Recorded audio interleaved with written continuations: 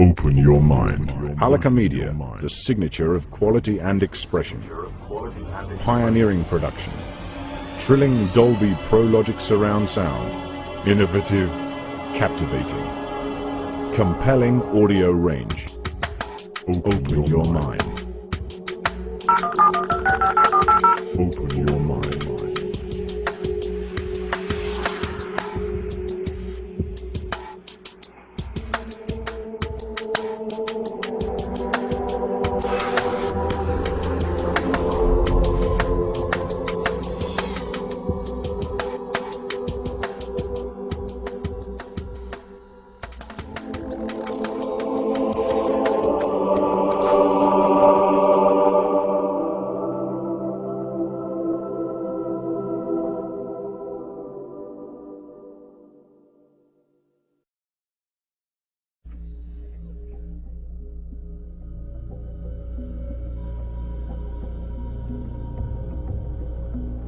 There lies an organization which acts above the law, an organization that acts without conscience, without morals, without regrets.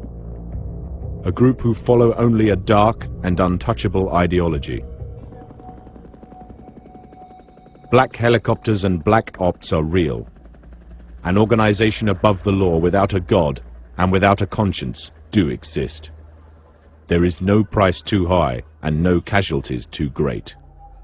A cold, rogue organization that has risen up independent of the people, independent of government. December 7th, 1941,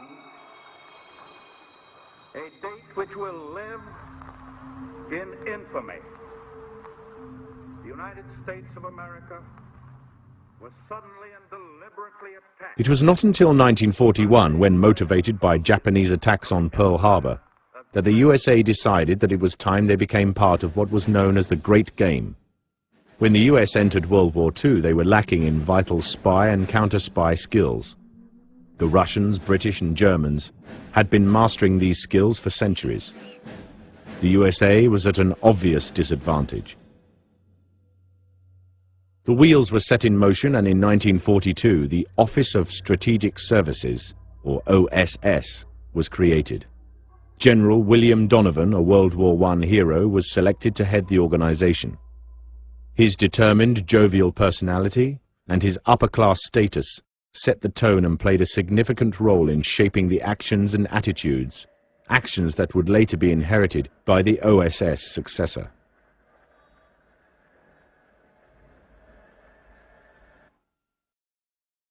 The OSS not only carried out the daily operations of intelligence gathering, but in addition, it was engaged as a concealed weapon for the various resistance and partisan organizations fighting in occupied countries in both Europe and the Far East.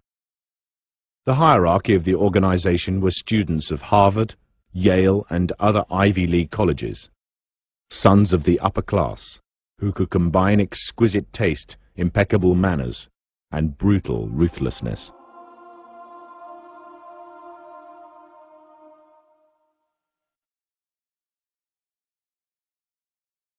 The OSS had developed several assassination attempts against Adolf Hitler.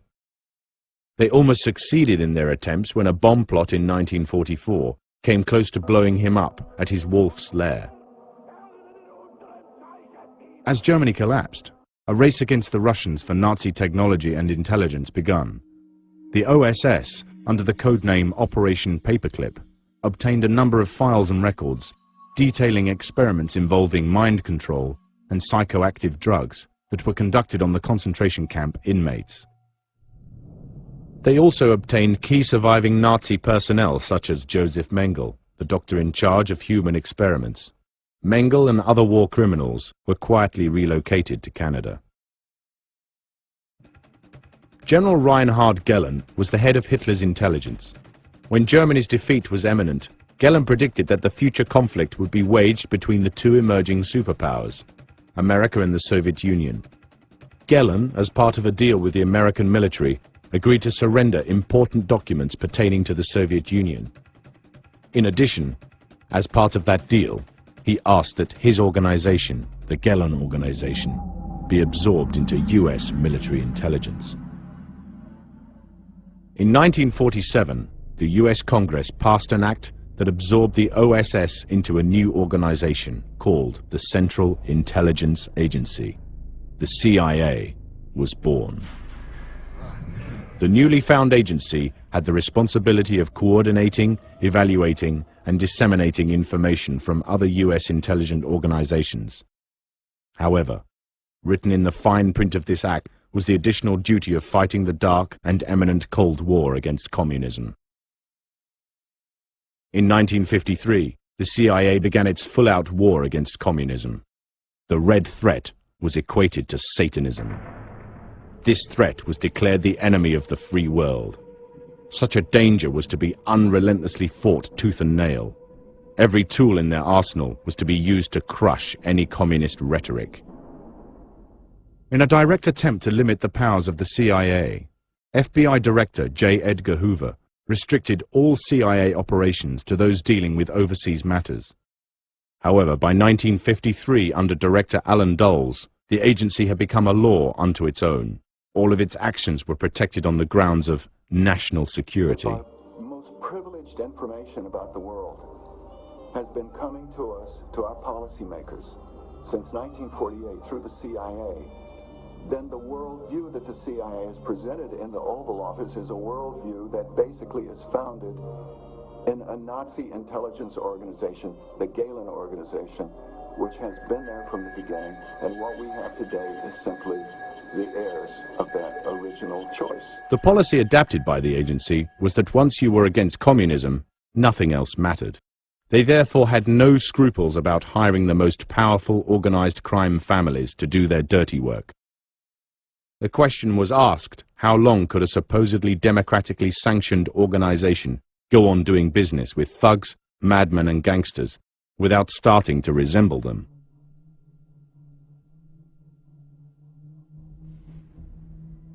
The first victim in the CIA's path of destruction was to be Guatemala.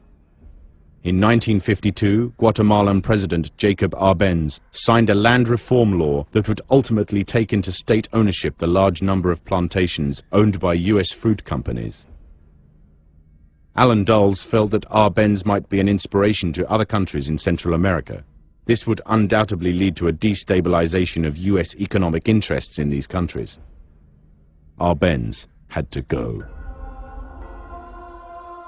Using leaflets, planted articles, comic books and news stories, the agency spread the alarmist impression that Guatemala was going to become communist at any moment. Rumors were spread of Arbenz's supposed plan to replace the regular army with armed militia and make himself the absolute dictator of the country. The radio station La Voz de Liberación, controlled by the CIA, began broadcasting out of Honduras the false impression that thousands of anti-communist freedom fighters were massing on the border, ready to invade. Arbenz, however, never had more than 400 men under his control at any point in time during the revolution. He was now losing the support of his army and air force. On June 2, 1954, a failed attempt was made on Arbenz's life. 2 weeks later, CIA plans went into action, bombing and strafing the major cities, including the capital, Guatemala City. It was at this point that Arbenz, who had previously stood strong, could no longer stand the pressure, and after persuasion from trusted senior officers, Arbenz handed in his resignation. Colonel Carlos Castillo Armas, leader of the anti-Arbenz Liberation Army, moved in, and with the support of the agency, took political control. Armas subsequently reversed most of Arbenz's reforms and offered great concessions to foreign investors.